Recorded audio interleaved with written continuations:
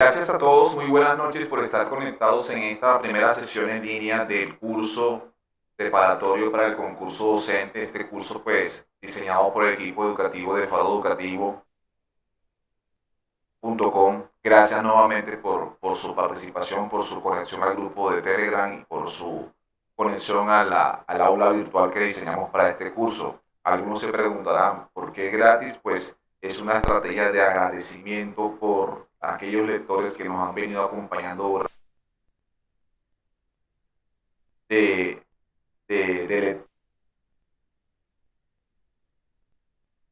Bueno, sin más preámbulo, quiero presentarles al doctor Alexander Ortiz Ocaña, doctor en Ciencias Pedagógicas de la Universidad Pedagógica de Holguín de Cuba.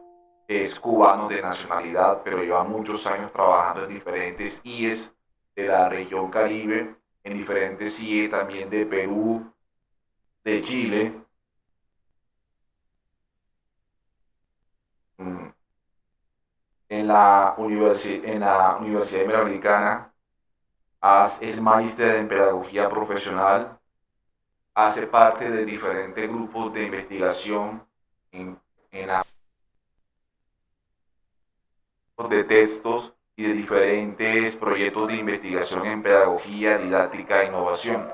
Recientemente, recientemente acaba de escribir un libro cuyo título resalta mucho lo que es la prueba de competencias pedagógicas del concurso docente y lo que busca el Ministerio de Educación con el tema de la formación y la cualificación docente, que es formar, enseñar y evaluar. Tiene un título muy sugestivo porque es precisamente lo que consiste la prueba de competencia pedagógica, los tres aspectos básicos que se quieren: formar, enseñar y cualificar. Esta sesión pues va a tener una parte de preguntas, va a ir a esta. Y mañana tendremos nuevamente esta sesión con el último componente, que es evaluar, y esa sesión sí será transmitida vía YouTube. Agradecemos a todos su entusiasta participación, pues la moderación estará a mi cargo. Mi nombre es Carlos Monte Rodríguez y toda la presentación temática estará a cargo del doctor Alexander, a quien nuevamente agradezco su agenda para colaborar con este grupo, con este curso. Doctor Alexander, muchas gracias. Muy bien, buenas noches. Agradecemos muy gentilmente la invitación de esta prestigiosa institución que está construyendo academia en el Caribe colombiano y en toda Colombia. Estoy seguro que más allá de las fronteras de nuestro país, porque me escribieron algunas personas de otros países que estaban interesadas también en recibir este tipo de posibilidad de debatir, reflexionar sobre las competencias pedagógicas del maestro. Por ahí me están diciendo en el chat que está bajito el sonido. No sé si es así o es el sonido de la persona que está escuchando y que escribió en el chat. Si nadie escucha, si todos escuchan bajito, me confirman para ver si es mi equipo o si es el micrófono que lo tenía muy alejado de mí. Ahí le Eh, escuchamos mejor, profe. Bueno, perfectamente. Entonces, quería agradecer a esta prestigiosa institución por la amable invitación que me hizo para desarrollar estas dos sesiones, hoy y mañana. Espero que podamos compartir. Este es un encuentro libre, espontáneo, entre colegas para debatir, reflexionar sobre la formación, la enseñanza y la evaluación, las competencias de formar, enseñar y evaluar, que son las competencias que el Ministerio de Educación Nacional de Colombia intenta contribuir a formar en los licenciados en educación, en las facultades de educación de las universidades y también en los maestros que están en ejercicio y los que pretendan incorporarse al magisterio, los que pretendan desempeñarse como maestros como ejercicio profesional. Pero no son competencias solamente, digamos, designadas o determinadas por el Ministerio Nacional de Educación de Colombia, sino que en toda Latinoamérica se han asumido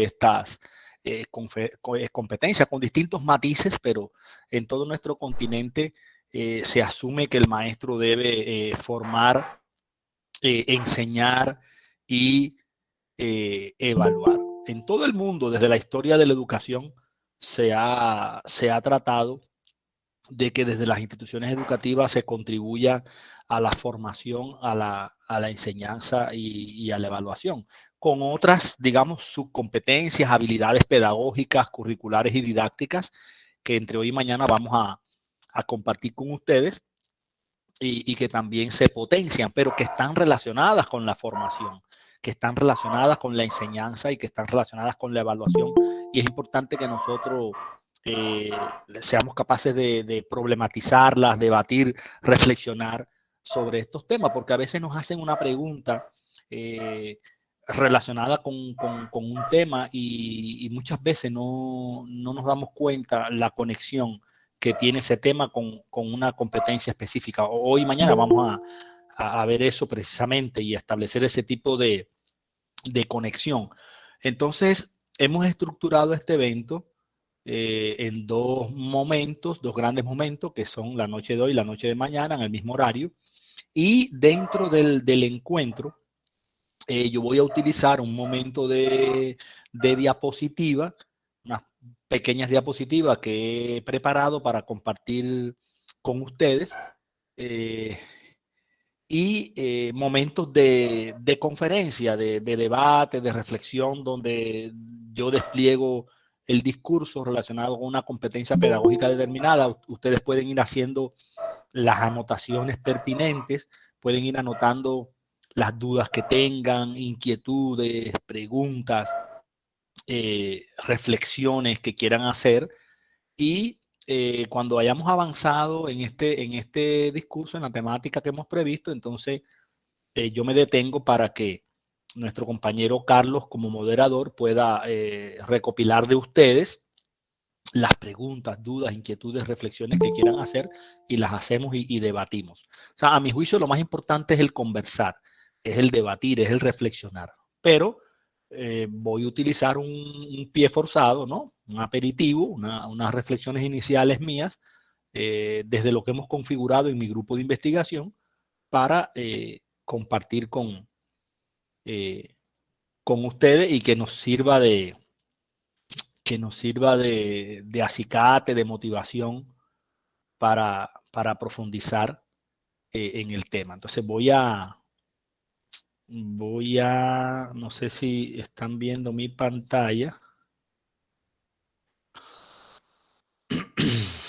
¿Alcanzan a ver mi pantalla, la diapositiva que estoy compartiendo? Sí, señor. Bueno, cuando hablamos de educación, cuando hablamos de educación, todo este tipo de prueba de examen, que es examen, pruebas para acceder al magisterio, son pruebas educativas, la esencia y el cimiento, la base que subyace en todo tipo de pregunta de interrogante, por supuesto, tiene que ver con la educación. Pero muchas veces se confunde la educación como actividad escolarizada, como actividad institucionalizada, se confunde con la educación como actividad o como acción humana societal. Y a veces se confunde la educación con las teorías educativas, con la filosofía de la educación o con las ciencias de la educación. Esta distinción es importante hacerla. La educación en su terminología más amplia es una acción humana, propiamente humana, que no es desarrollable por otros seres vivos, ninguna otra especie desarrolla la actividad de educar y es una acción, una actividad que se desarrolla entre seres humanos independientemente de que existan escuelas o no.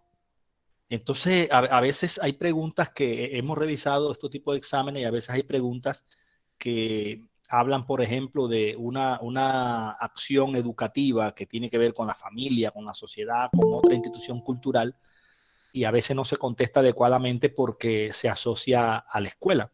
Y no es lo mismo cómo se desarrollan los procesos en la escuela que cómo se desarrollan los procesos a nivel de sociedad. Pero la educación existe desde que existe el ser humano.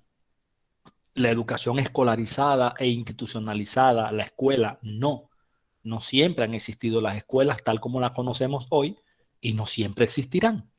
Son unas instituciones que surgieron en un momento determinado de la historia y que en algún momento determinado de la historia, tal como la conocemos hoy, también desaparecerán.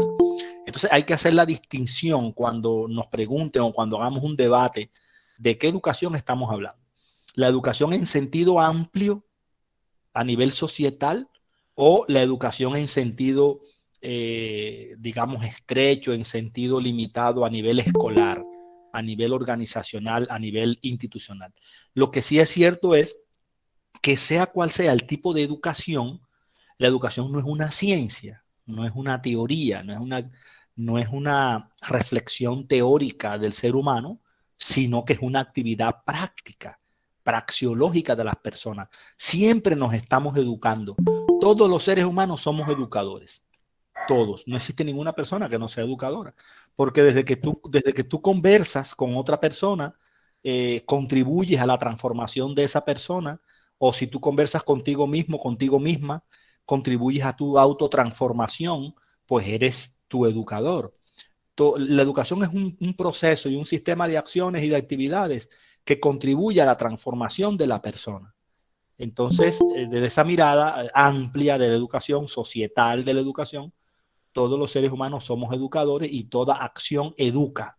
Mal, bien o regular, desde el punto de manera bondadosa o de manera nociva, pero toda acción humana educa. Es una actividad práctica, praxiológica.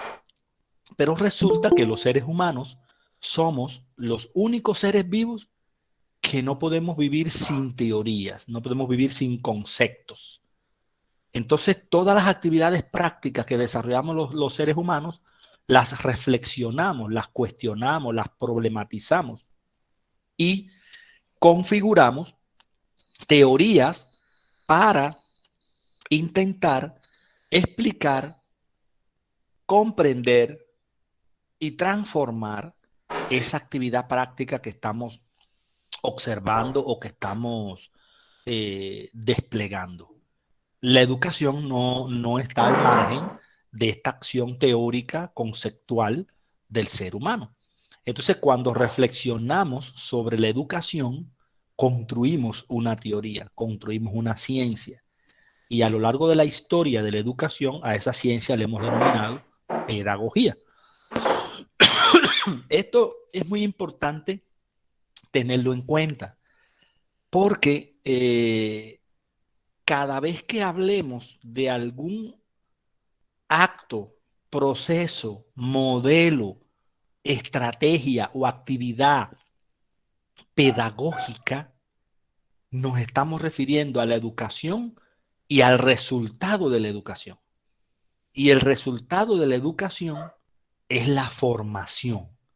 Nosotros hablamos de proceso educativo y hablamos de proceso formativo porque le damos a la formación la característica de proceso y lo tiene. Pero si analizamos profundamente la formación desde la educación, pues la formación es el resultado del acto de educar. La formación es un proceso, pero también es un resultado. Si analizo la formación por sí sola, es un proceso y puedo hablar del proceso formativo. Pero si analizo la formación como consecuencia del proceso educativo, entonces la formación es el resultado del acto de educar. Y formar con el verbo infinitivo, la acción, sería una competencia pedagógica que debe desarrollar el maestro, que debe desarrollar el pedagogo. No es lo mismo ser un pedagogo que ser un educador. El educador no tiene la formación teórica científica. El pedagogo es un educador reflexivo. El pedagogo es un educador que tiene una formación epistémica, científica, y por eso a los profesionales que no son licenciados en educación, por ejemplo, para acceder al magisterio les exigen que tienen que hacer como mínimo un diplomado en pedagogía para no licenciados en educación. como no son licenciados en educación, pueden desempeñarse como maestros en las instituciones educativas, pero tienen que hacer un diplomado en pedagogía para profesionales no licenciados en educación. Entonces, esa es una primera claridad que debemos tener, ver la formación como resultado del proceso educativo y como capacidad, como competencia del maestro, ¿ya? Si yo educo a una persona o me desempeño como maestro en un proceso educativo y contribuyo a que esa persona se eduque, pues estoy mostrando esa capacidad de formar. Estoy mostrando esa capacidad de formar y la capacidad de formar, la formación, la puedo ver también como competencia. Entonces miren lo complejo que es el concepto formación y formar, la categoría formación y formar, que la puedo ver como un proceso, la puedo ver como un resultado y la puedo ver como una competencia en la persona, ¿ya? Tener la competencia de formar, o sea, tener la competencia de orientar un proceso educativo y obtener en ese proceso educativo un resultado que es la formación. Y eso lo logro aplicando la pedagogía, eso lo logro a través de la pedagogía.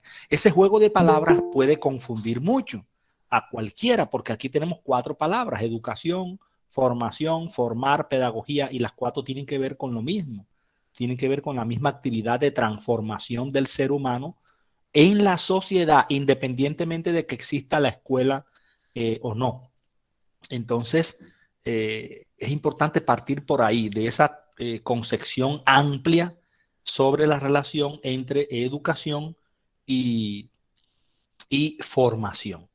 Ahora, cuando nosotros institucionalizamos, cuando nosotros institucionalizamos eh, la educación, ahí me están escribiendo eh, muchas personas que quieren entrar y no han podido, y me toca reenviarles el link porque a veces no están intentando entrar por YouTube y yo les reenvío el link de Meet para que se conecten y estén con nosotros. Entonces, cuando una persona contribuye a la transformación de otra eh, de manera empírica, espontánea, sin organizar una institución, pues esa persona es pedagogo. Si hace la reflexión, es pedagogo y contribuye a la formación, aunque no trabaje en una escuela. El pedagogo puede desempeñarse en la escuela o puede desempeñarse en la sociedad a nivel general. Un padre de familia que estudie sobre la educación, que reflexione sobre la educación de sus hijos, que lea y que haga la reflexión sobre cómo está educando, pues tiene la competencia de formar, se convierte en un pedagogo, está liderando un proceso educativo con sus hijos, en su familia, y está contribuyendo a la formación de esas personas como resultado de la educación. Entonces desarrolla un proceso educativo, desarrolla un proceso formativo, obtiene resultados formativos a partir de la educación y muestra que tiene capacidad para formar, muestra que tiene la competencia de formar. Es un pedagogo. Teóricamente es un pedagogo, un científico de la educación, que a través de la pedagogía contribuye a formar a la persona. Cuando esa educación se institucionaliza, cuando se lleva a una escuela, a una institución educativa, entonces ya estamos hablando de didáctica, que es otra teoría educativa. La didáctica también es una teoría educativa que estudia la educación escolar, que estudia la educación institucionalizada a través de 3 procesos relacionados con la formación, que son la enseñanza, el aprendizaje y la evaluación. Y entonces ya aquí tenemos 5 procesos, 5 conceptos praxeológicos y 5 procesos que están relacionados, que no se pueden abordar de manera separada, que no son lo mismo, tienen sus puntos de contacto, sus similitudes, pero también sus diferencias. La educación, la formación, la enseñanza, el aprendizaje y la evaluación. La educación a nivel societal, a nivel de sociedad. La formación observada, desarrollada, comprendida por la pedagogía. La enseñanza, el aprendizaje y la evaluación estudiados, observados, desplegados por la didáctica. Entonces, desde este punto de vista, la pedagogía y la didáctica son hermanitas porque no se puede formar a una persona sin el enseñar, sin el aprender y sin el evaluar. Por eso es que no puedes pedagogizar un proceso sin la didáctica. Y no deberíamos llevar a cabo una didáctica sin la pedagogía. No, debemos pedagogizar la didáctica, pero no es lo que se hace tradicionalmente. Tradicionalmente el maestro enseña o instruye, mas no forma. O sea, lo digo de manera general, porque alguien me puede decir, no, los maestros sí formamos. Pues sí, los maestros colombianos y latinoamericanos somos héroes, son héroes. Yo los respeto mucho. Siempre he dicho en mis charlas y en los libros que deben hacerle un monumento por cómo trabajan. Pero cuando estamos digamos, en el proceso de enseñanza, aprendizaje, evaluación, en el acto didáctico del aula de clase, del salón de clases, estamos concentrados en la asignatura, en la enseñanza, más no tanto en la educación, en la formación, que es lo más general, y a veces la didáctica está acéfala y no está, o sea, no está pedagogizada, a veces la didáctica está despedagogizada, es lo que ha pasado en Colombia, es lo que ha pasado en Latinoamérica, que nos concentramos tanto en la enseñanza, en la asignatura, en los contenidos, en los temas que tengo que enseñar, que nos olvidamos que somos formadores más que dictadores de clase, más que impartidores de asignaturas o transmisores de conocimiento, somos formadores. Entonces, no puedo lograr formar a una persona sin la enseñanza, sin el aprendizaje, sin la evaluación. Eso es cierto. Pero no basta con la enseñanza, con el aprendizaje, con la evaluación para llevar a cabo un proceso educativo útil, pertinente, relevante, armónico, sino que se requiere una enseñanza, un aprendizaje, una evaluación en función de la formación, en función de lograr la formación. La enseñanza, el aprendizaje y la evaluación como medios, no como un fin, como medios para alcanzar un fin que es la formación del ser humano. Y desde esa mirada, entonces, enseñanza, aprendizaje y evaluación, o enseñar, aprender y evaluar, a mí me gusta más decirlo en verbo, se convierten, además de ser procesos, proceso de enseñanza, proceso de aprendizaje, proceso de evaluación, se convierten en conceptos y se convierten en competencias para el maestro, que el maestro tiene que desarrollar. Entonces yo puedo ver la enseñanza, el aprendizaje y la evaluación desde tres miradas. Si la miro desde el punto de vista práctico, praxeológico, son procesos. El proceso de enseñanza, el proceso de aprendizaje, el proceso de evaluación. Si lo miro desde el punto de vista teórico, son conceptos. La enseñanza, el aprendizaje, la evaluación son conceptos también. Y si lo miro desde el punto de vista de cualidad, de atributo humano, entonces son competencias. La competencia de enseñar, la competencia de evaluar. Y hablamos del aprender porque no hay enseñanza sin aprendizaje y no hay aprendizaje sin enseñanza. Ahorita vamos a ver, o mañana, cómo de la formación se despliega la enseñanza y se despliega el aprendizaje. Y quizás a veces nos convertimos en transmisores de conocimiento por una noción latina que se tomó a inicio del siglo XX para fortalecer la pedagogía y para fortalecer la didáctica, y que luego se distorsionó, y lo vamos a ver también, luego se distorsionó y nos convertimos en instrumentos, nos convertimos en diseñadores de formato, que es el currículo. Entonces, el currículo, que es el puente, el viaducto que entrelaza la pedagogía y la didáctica, permite organizar el proceso educativo, permite organizar el proceso educativo, permite organizar la formación organizar la educación para lograr la formación a través de la enseñanza, el aprendizaje y la evaluación. Entonces hablamos de tres tipos de acciones: el formar, el organizar la educación, el enseñar, el aprender y el evaluar.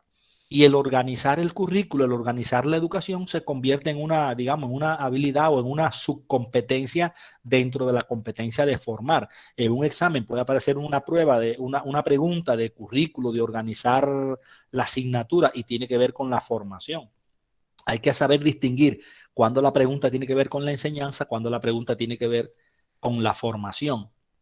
En realidad no son tres competencias si lo analizo bien desplegado no serían 3 la competencia de formar, enseñar y evaluar, sino que serían 5. La competencia de formar, la competencia de organizar la formación, la competencia de enseñar, la competencia de contemplar el aprendizaje y la competencia de evaluar. Pero podemos hablar de 3. En otros países se hablan de 6, en otros países se hablan de 2, en otros países se hablan de 7, en otros países se hablan de 5, pero al final es lo mismo. Es lo mismo porque es la relación triádica entre pedagogía, currículo y didáctica, que son las 3 teorías que han proliferado a lo largo de la historia de la educación y que le han permitido al ser humano construir conceptos y teorías para interpretar la educación, para comprender la educación y para intentar eh, transformar la educación. Entonces el currículo como puente, como viaducto que permite organizar la educación, eh, lo hace en una institución educativa, lo hace a través de la dimensión estática y la dimensión dinámica del currículo. Y el maestro tiene que saber ubicarse en la dinámica curricular o en la estática curricular. Son 2 conceptos abstractos que se utilizan, que utilizamos los académicos para comprender mejor el currículo, porque el currículo es muy complejo. El currículo tiene que ver con acciones, las acciones que nosotros desarrollamos para contribuir a la formación del ser humano, para contribuir a la acción del ser humano, a la formación del ser humano. Entonces, como es tan complejo porque integra todas aquellas configuraciones de acciones formativas, lo subdividimos en la estática y la dinámica curricular. No son 2 currículos. No podemos confundirnos que en la escuela hay varios currículos, hay un solo currículo. Toda la vida escolar es currículo. De hecho, currículo significa vida, carrera, trayecto, vida, la vida de la persona. Es una palabra latina, currículum. Entonces, estas 2 dimensiones se materializan, se cobran vida, se concretizan a través de los niveles curriculares, el nivel macrocurricular, el nivel mesocurricular y el nivel microcurricular. Y yo también tengo que saber como maestro ubicarme en estos 3 niveles y saber relacionar los 3 niveles y distinguirlos. Porque me pueden estar haciendo una pregunta relacionada con el macrocurrículo y yo confundirme, o con el microcurrículo, o con el meso.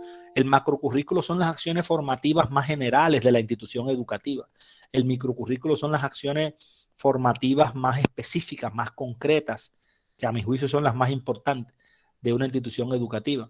Y el mesocurrículo son las acciones, meso viene del medio, el puente, el viaducto que entrelaza el conector, que entrelaza el macro con el con el micro. Y estos niveles se diseñan, se desarrollan y se evalúan. Por eso es que yo puedo hablar de diseño macrocurricular, diseño mesocurricular, diseño microcurricular. Se desarrollan, puedo hablar del desarrollo del macrocurrículo, el desarrollo del mesocurrículo, el desarrollo del microcurrículo y se evalúan. Puedo hablar de la evaluación del macrocurrículo, la evaluación del mesocurrículo, la evaluación del microcurrículo y se estructuran a través de documentos. Entonces, en una escuela tenemos los documentos macrocurriculares, el modelo pedagógico de la institución, el proyecto educativo institucional, PEI, los acuerdos de convivencia, el plan de estudio, el sistema de evaluación, los planes de mejora, los proyectos transversales. Son documentos macrocurriculares. El sistema de evaluación, amparado por el decreto 1290 del 2009, los acuerdos de convivencia. Todavía hay instituciones que hablan de manual de convivencia, amparados por la ley 115 del 94. Hay que rescatar estos decretos, estas leyes, todas las últimas normativas del ministerio. El mesocurrículo, que se concretan los programas de área, los programas de asignatura, y el microcurrículo, que son las clases, el plan de clases. Y con toda esta documentación macrocurricular, mesocurricular y microcurricular, las instituciones educativas organizan, despliegan, observan, transforman los procesos de enseñanza, aprendizaje y evaluación a través de la didáctica. Miren cómo todo está conectado. Y la escuela lo debe hacer analizando, observando, problematizando, no adoptando pero sí problematizando los distintos modelos pedagógicos que han proliferado a lo largo de la historia de la educación para configurar un modelo pedagógico propio. Entonces, en este esquema, en este esquema tan simple y a la vez tan complejo, pues está resumida la esencia de lo que vamos a ver en estos 2 días. Quizás hoy nos concentremos en la competencia de formar y la que se despliega, que es la organización de la formación. O sea, hablaremos de pedagogía y de currículo. Y mañana nos concentramos en la competencia de enseñar y su derivado, que es aprender, y la competencia de evaluar. O sea, que estaríamos hablando didácticamente. Cuando hablamos de formar, estamos hablando pedagógicamente. Cuando hablamos de organizar un proceso educativo, estamos hablando curricularmente. Cuando hablamos de enseñar, aprender y evaluar, estamos hablando desde el punto de vista didáctico. Cuando hablamos de la educación en general, pues hablamos de pedagogía, currículo y didáctica. No es posible hablar de educación sin hablar de pedagogía, currículo y didáctica. No es posible hablar de pedagogía sin hablar de currículo y sin hablar de didáctica. No es posible hablar de currículo sin hablar de pedagogía, sin hablar de didáctica. No es posible hablar de didáctica sin hablar de pedagogía, sin hablar de currículo. Entonces, no es posible hablar de la formación sin hablar de cómo organizo el proceso educativo, sin hablar de enseñanza, aprendizaje y evaluación. O sea, son tramas entretejidos, entrelazados. Igualmente, la enseñanza, el aprendizaje y la evaluación constituyen una configuración triádica, son una tríada, una trama compleja, un entretejido, un entrelazado que están estrechamente relacionados. Hay una línea delgada entre enseñar, aprender y evaluar, entre formar, organizar la formación, enseñar y evaluar. Uno tiene que concentrarse bien para poder percatarse de qué estamos hablando. Y eso es lo que nosotros intentamos, por eso empecé por aquí, para ver la panorámica en general y luego, o sea, ver el bosque, ¿cierto? El bosque y luego sumergirnos en los árboles, utilizando esa metáfora que es muy útil, o ver el árbol completo y después entrar a cada una de sus ramas, las ramas, el tronco, la raíz del árbol. No podemos hacer un estudio de estos temas por separado sin establecer la conexión. Y esto es muy útil porque te permite por lo menos no dejar ninguna pregunta en blanco, o sea, te permite no quedarte callado, te permite hablar, escribir, argumentar ante cualquier pregunta, sea del componente pedagógico, del componente curricular o del componente didáctico, sea de la competencia de formar o de la competencia de organizar la formación o de la competencia de enseñar, aprender y evaluar, porque como todo está relacionado y todo está conectado, tú puedes hilvanar el discurso para hacer una reflexión, para responder cualquier pregunta que te hagan en cualquiera de estos campos. Es importante tener en cuenta, además de eso, de esa complejidad, que una reflexión puede estar relacionada con el diseño del currículo, con el diseño pedagógico. Pero otra reflexión o otra pregunta puede estar relacionada con el desarrollo pedagógico, con el desarrollo del currículo. Y otra reflexión puede estar relacionada con la evaluación pedagógica, con la evaluación del currículo. Y más complejo aún, la evaluación de la evaluación. Porque yo puedo evaluar la formación, yo puedo evaluar la organización de esa formación, yo puedo evaluar la enseñanza, yo puedo evaluar el aprendizaje, pero yo puedo y debo evaluar la evaluación. ¿Ya?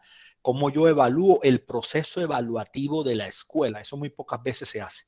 Evaluamos y ya. O sea, evaluamos el aprendizaje y a veces evaluamos la enseñanza, pero muy pocas veces evaluamos la evaluación. Entonces, tenemos que evaluar también la evaluación. Evaluar también la evaluación.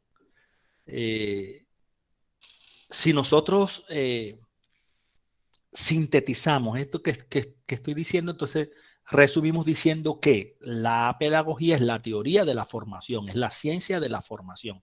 La pedagogía estudia la formación y la formación es una capacidad, una competencia del pedagogo, de la persona que educa, del maestro.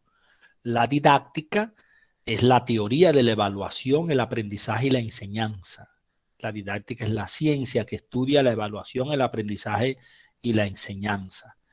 Por lo tanto, la evaluación, el aprendizaje y la enseñanza son capacidades y competencias del educador, del maestro.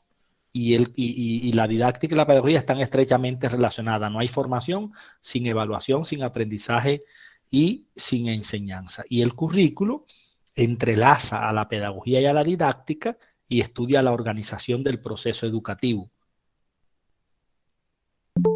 Por lo tanto, organizar el proceso educativo se convierte en una competencia del maestro, se convierte en una capacidad del maestro. Y a propósito, yo organicé en esos tres procesos de la didáctica, esas competencias, aunque nosotros vamos a hablar de evaluación de último en la capacitación, desde el punto de vista didáctico, organizativo, no significa que la evaluación va de último ni que tenga menos importancia, al contrario. En la actualidad, la tendencia que hay, a raíz de la pandemia, pero la ciencia lo había develado mucho antes, es que la evaluación sea lo primero y lo primordial, o sea, que la evaluación esté al servicio del aprendizaje y de la enseñanza, que la evaluación propenda por el aprendizaje, por la enseñanza y por la formación. Por eso se habla de una evaluación para la formación, de una evaluación formativa. Eso lo vamos a ver mañana. Y no al revés, no enseñar para que el estudiante aprenda y después evaluarlo a ver si aprendió. No, es evaluar para que el estudiante aprenda, es evaluar para mejorar la enseñanza, es evaluar para formar al estudiante. Y eso cambia la concepción de la evaluación, porque no es lo mismo una evaluación para mirar, constatar, comprobar si el estudiante aprendió o no.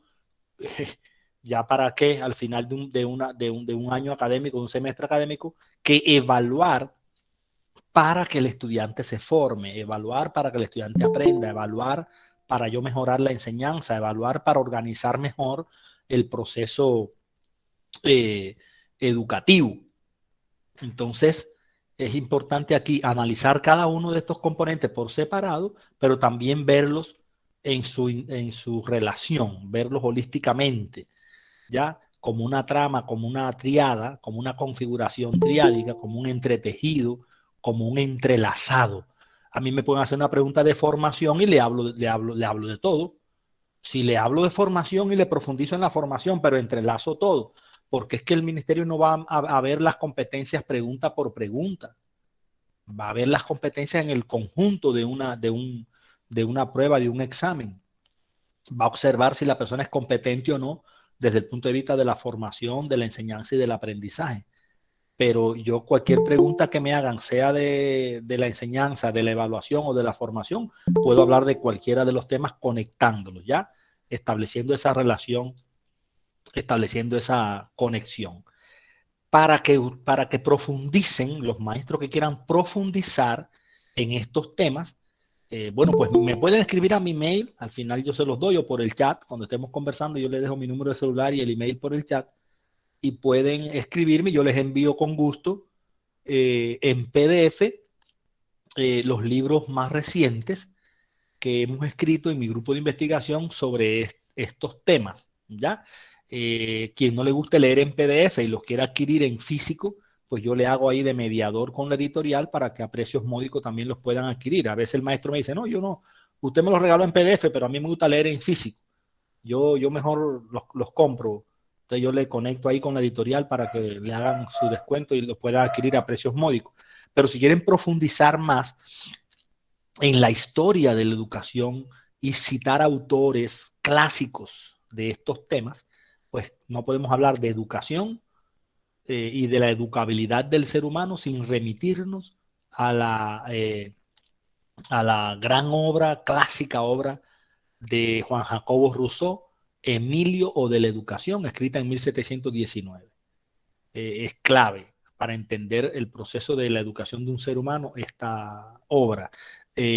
Mucho antes ya se había escrito, 100 años antes, la obra Didáctica Magna, en la pluma de Juan Amos Comenio, quien introduce, miren, desde inicios del siglo XVII, introduce la categoría didáctica, que es una palabra griega que significa yo enseño, pero que en la actualidad se contempla no solamente como la enseñanza, sino también como la orientación del aprendizaje y la evaluación del proceso educativo.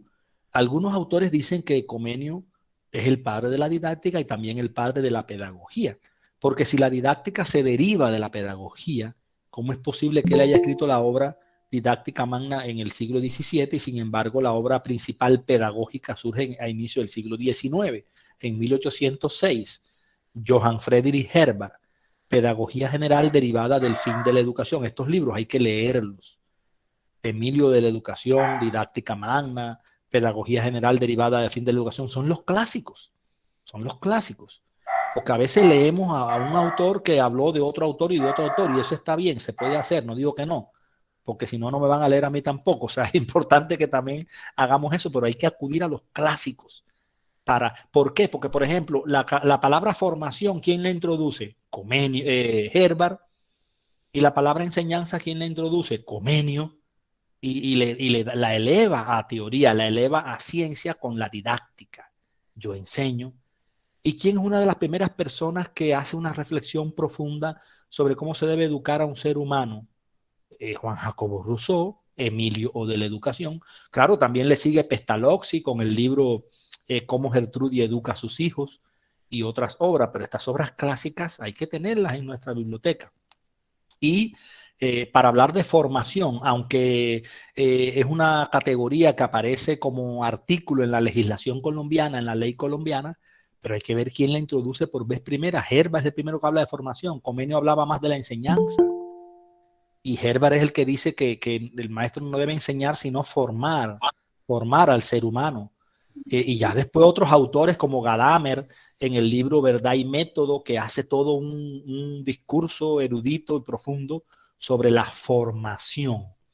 En algunas de las obras que yo he escrito hay unos capítulos amplios, profundos sobre estos temas de la formación, la enseñanza, el aprendizaje. En esta última obra que mencionaba Carlos, que es de este año, del 2021, creo que todavía no está ni en las librerías, está ya a punto de salir a las librerías, pedagogía, currículo y didáctica post-pandemia, cómo formar, cómo enseñar, cómo evaluar, son precisamente estos temas. Ahí se hace un debate amplio sobre la formación, sobre la enseñanza y el aprendizaje. También lo habíamos hecho en otros libros, pero aquí se profundiza más. Entonces hay que leer estas obras para comprender dónde estamos, por qué estamos como estamos y de dónde vienen todas estas categorías, toda esta terminología. Lo mismo el concepto de currículo. Hablamos de currículo, pero ¿quién fue el primero que lo introduce? John Dewey, en 1902, 100 años después de Herbart, con el libro The Child and the Curriculum, que erróneamente, o sea, The Child and the Curriculum es el niño y la vida escolar. El niño y su vida académica, su vida escolar. Pero Lorenzo Luzuriaga, 60 años después, cuando hace la traducción en Argentina, fatalmente lo traduce como el niño y el programa escolar. Y se asume después el currículo como un documento. Y el currículo no es un documento, el currículo es la vida escolar de todos los actores educativos. El currículo es lo que sentimos, lo que pensamos, lo que decimos, lo que ocultamos, lo que callamos, lo que hacemos, lo que no hacemos, lo que no decimos en un proceso educativo que contribuye a la formación de la persona, porque toda acción contribuye a la formación de la persona. No es un documento. Que nosotros lo plasmemos en un documento, entonces está bien, porque somos seres humanos que venimos de una tradición, de una civilización occidental, eurocéntrica, que privilegia la escritura. Pero hay civilizaciones y tradiciones y grupos y comunidades que privilegian la oralidad, como los grupos indígenas, por ejemplo, Wigwa, Guayú, Aruacos. Ellos tienen currículo y no tienen documento escrito donde digan cómo van a conservar su lenguaje, cómo van a conservar su cultura, cómo van a conservar su identidad, y lo logran más que nosotros. Nosotros escribimos mucho y logramos poco. Tenemos la escuela llena de documentos, de papeles y no logramos nada. En cambio, o logramos muy poco. A no decir que no logramos nada porque logramos bastante, ¿no? Pero los grupos indígenas logran muchísimo porque, o sea, más de 500 años de conquista, de saqueo, de matanza, de colonización, y sin embargo ellos logran conservar su identidad, su cultura, ya se dejan permear por Occidente, pero a la vez mantienen su lenguaje, ya mantienen su idioma, su lenguaje, su cultura, su identidad, su forma de vida, su forma de sentir, pensar, actuar, sin tener escrito lo que hay que hacer. Sencillamente lo hacen y ya. Y a veces sin tener una escuela, tal como conocemos la escuela como institución física. En Estados Unidos, John Dewey fue ignorado, incluso en su país, más en Latinoamérica, por esta obra de Lorenzo Zuluaga, el niño del programa escolar, pero fue ignorado y se aplicó más en Estados Unidos y por tanto en Latinoamérica, porque nosotros siempre copiamos de Estados Unidos, la obra de Franklin Bobby, 1918, de Curriculum, 1924, How to Make the Curriculum, que luego su discípulo Ralph Tyler publica en 1946 el currículo por objetivo, que lo traducen en 1947, y ese librito que tiene como 60 páginas está en todas las bibliotecas de las facultades de educación del país, un libro rojito. Ese sí se vendió como pan caliente en Latinoamérica y, y bueno, se implementó la obra de Franklin Bobby, que era un ingeniero industrial, administrador de empresas, profesor de la Universidad de Chicago, dueños de colegio en Estados Unidos. No tengo nada en contra de los ingenieros industriales, pero lo que pasa es que Franklin Bobby concibió la escuela como una empresa y la escuela no es una empresa. La concibió como una fábrica, la educación como una fábrica, y todo lo que hoy tenemos en la educación que se parezca a una empresa, a una fábrica, en cierta medida la génesis, la genealogía está en la obra de Franklin Bobbitt. Porque si hubiéramos hecho lo que nos dijo John Dewey, la educación fuera diferente. Fuera diferente. Pero es que la obra de Tyler llegó en el 47 y la obra de John Dewey llegó en el 62, 15 años después, o sea, a Latinoamérica. Y él fue ignorado en Estados Unidos. Entonces, como decimos acá los costeños, apague y vámonos. O sea, no hay nada que hacer. Ahora se está retomando, ¿ya? Ahora se está retomando la obra de John Dewey. Esto solamente para ubicarlo en la historia de la educación, en las fechas y en los principales autores para que ustedes puedan profundizar leyendo estas obras clásicas.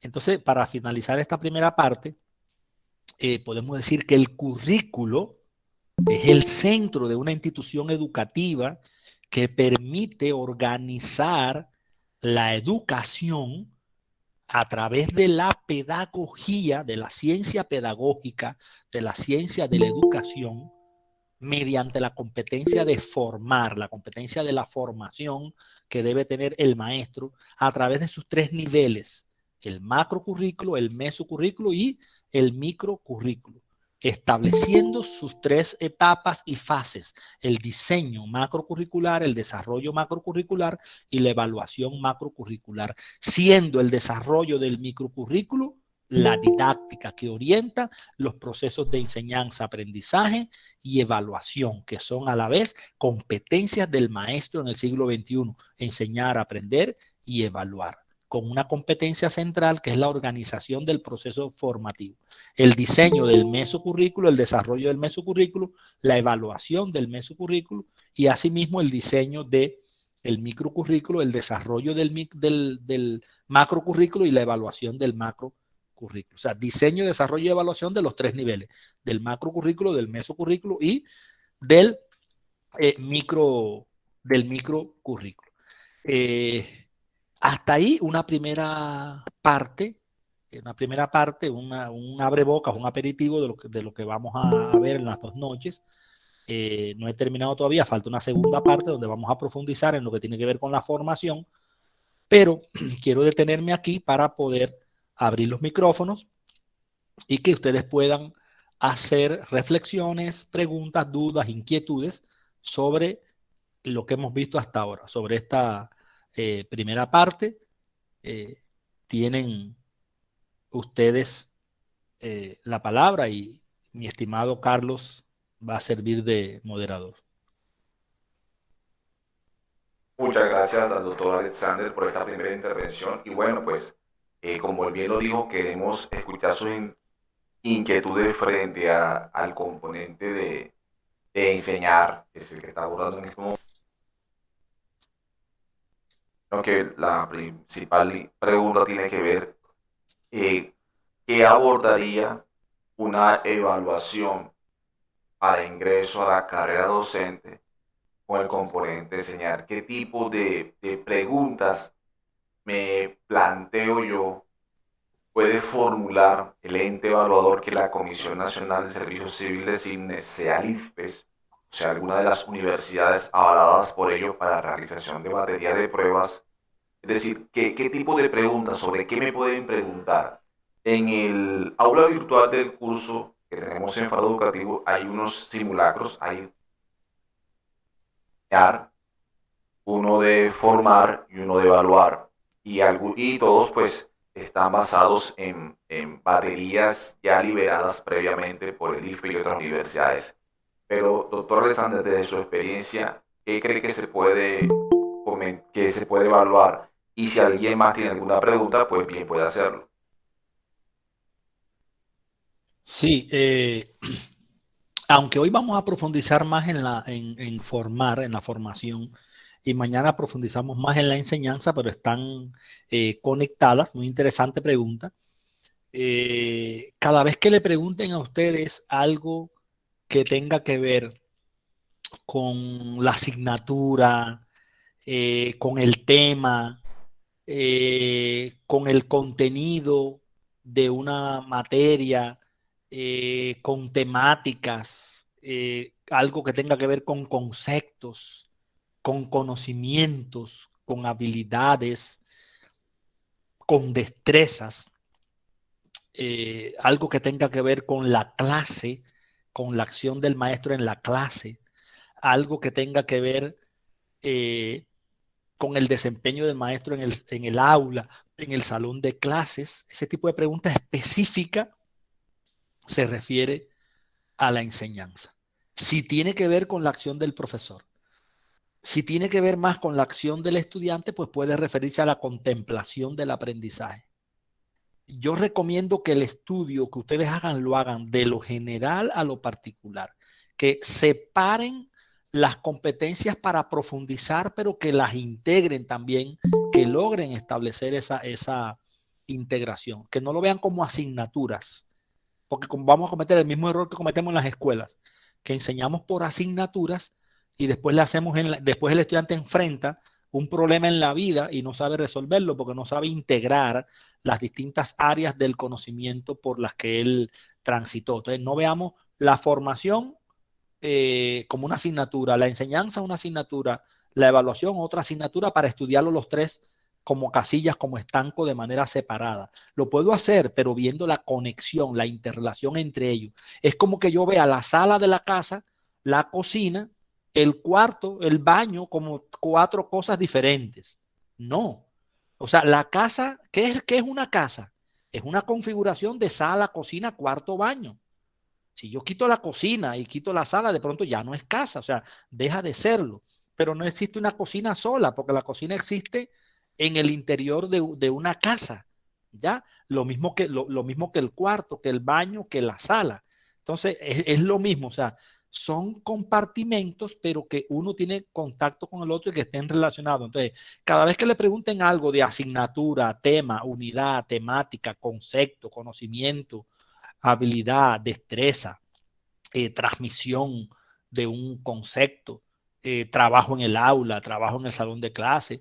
Eso tiene que ver con la enseñanza, pero yo no recomiendo que se aprenda por separado y que digamos, me hicieron una pregunta, déjame ver si la pregunta es sobre la formación, déjame ver si la pregunta es sobre la enseñanza, déjame ver si la pregunta es sobre la evaluación. No, sino la integralidad, porque tú me puedes hacer una pregunta sobre evaluación y yo empezar a hablarte de pedagogía. O sea, te empiezo a hablar de pedagogía, te empiezo a hablar de la formación y te respondo la pregunta sobre la evaluación en el contexto de la formación, porque las competencias tampoco existen en la persona de manera separada. La persona es holística, integral, y solamente tú te das cuenta, o sea, por ejemplo, yo como observador, si le observo una clase al maestro, para yo observar la competencia de formar, enseñar, evaluar, tengo que hacer una abstracción porque sencillamente el maestro educa. El maestro educa y en ese acto educativo, en ese proceso educativo, yo me concentro y digo, me coloco el lente de la formación y digo, voy a observar dónde está la capacidad de formar del maestro.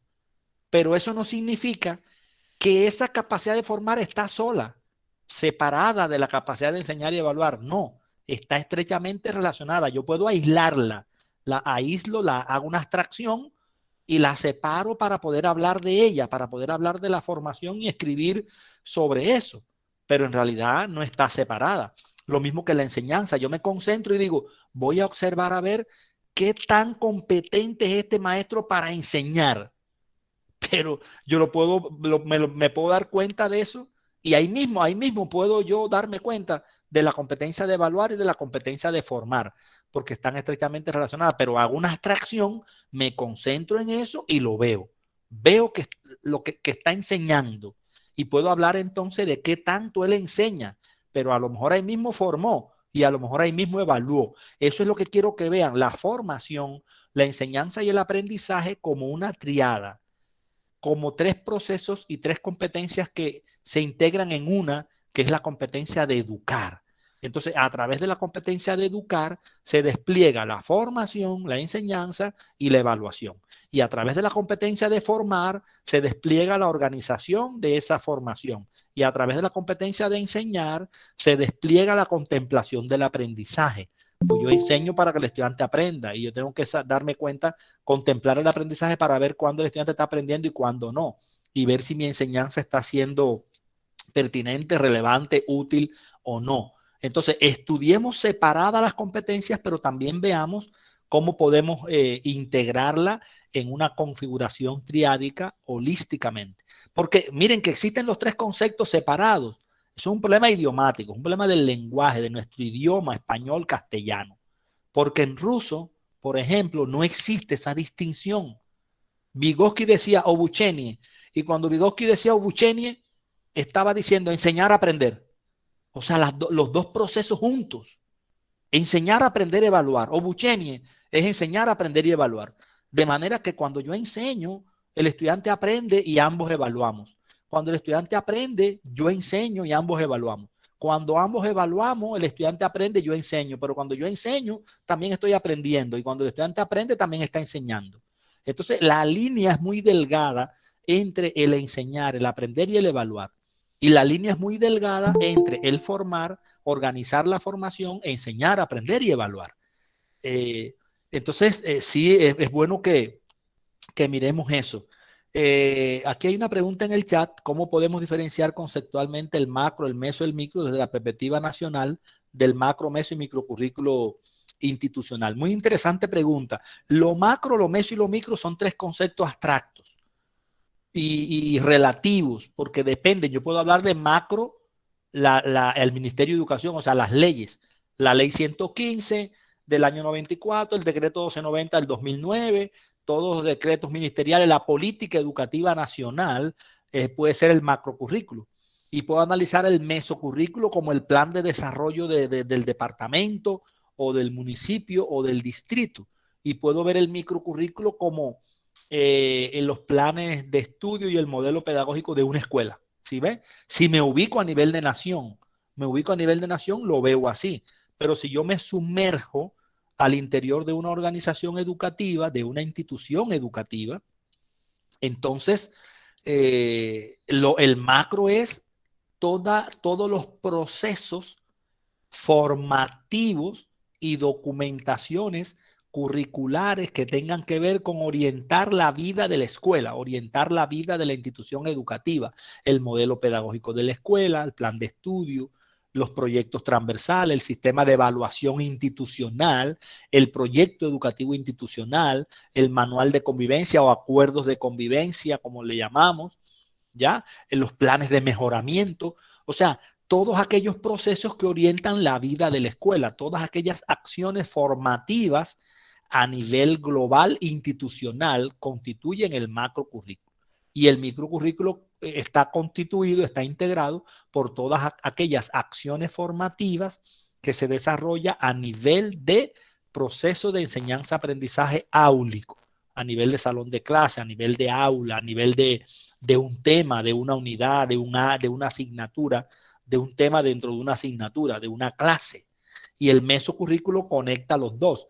todas las acciones formativas, configuraciones de actividades, de acciones formativas que tengan que ver con el área del conocimiento, que tengan que ver con la asignatura. En realidad, si tú analizas profundamente, lo único que existe es lo que se hace en el salón de clase.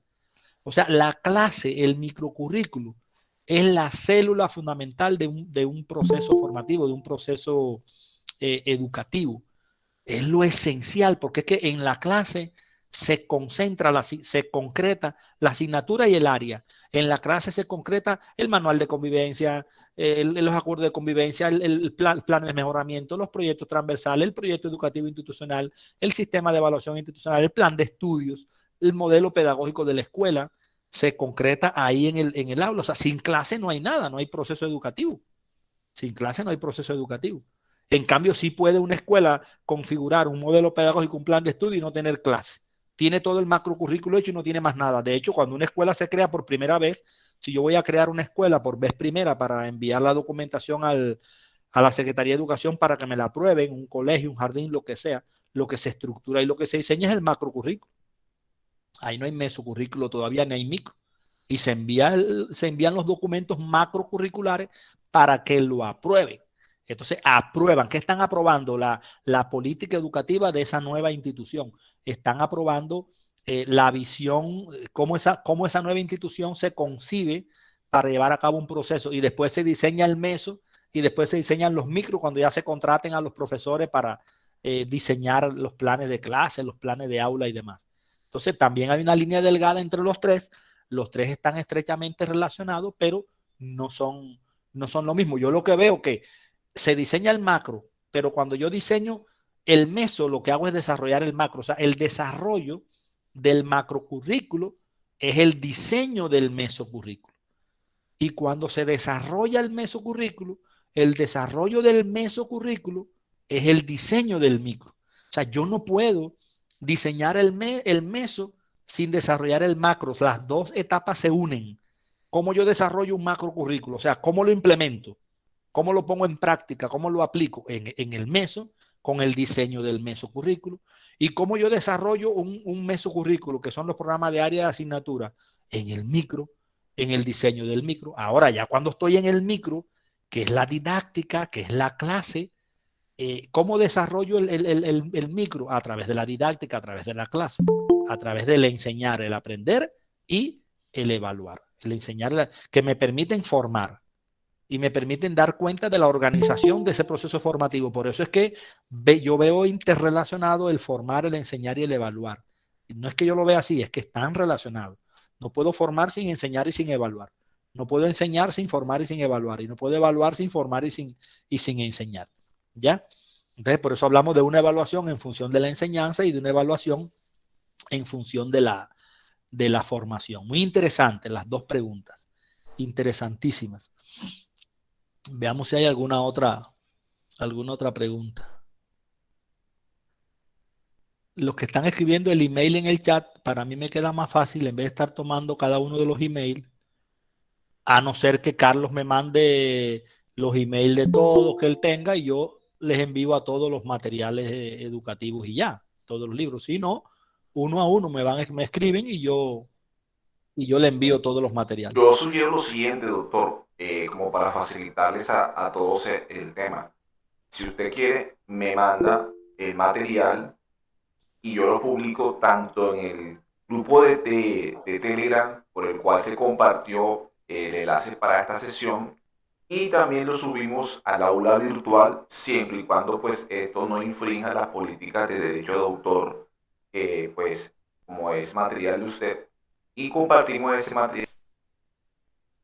Son las 100 personas que están conectadas hoy, sino las 420 personas que están inscritas dentro del curso en aula virtual. Muy bien, perfecto. Y el que quiera, me dicen por el chat que no todos están inscritos allá, no importa, me escriben a mi mail y yo con gusto les envío los materiales, los libros, las publicaciones para que puedan leerlos, estudiarlos y demás. Me escriben y yo con gusto se los envío. Me van escribiendo y yo tomo, para no enviarle uno a uno, me escriben y yo tomo varios emails que me han escrito, los que no están inscritos acá con la institución, con Faro Educativo, y yo hago un solo email donde le mande a 10, 20, 30 personas su email. ¿Ya?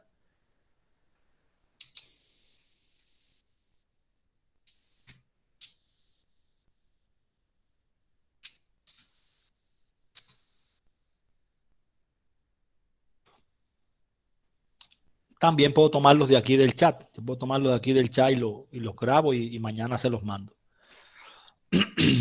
Muy bien, ¿alguna otra pregunta?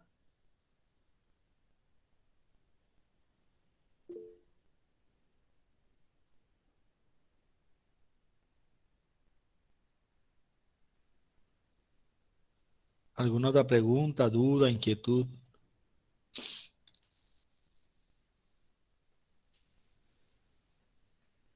Yo, Bueno, vamos a... yo sí tengo una pregunta, no sé si alguien, pues estoy viendo que casi todos los que están conectados percibo que son educadores de formación y ejercicio.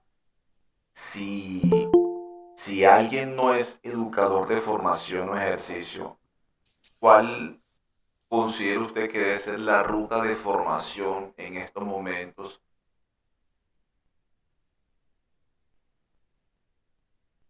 Y tan pues comprender mucho mejor una prueba de ingreso al magisterio. eh,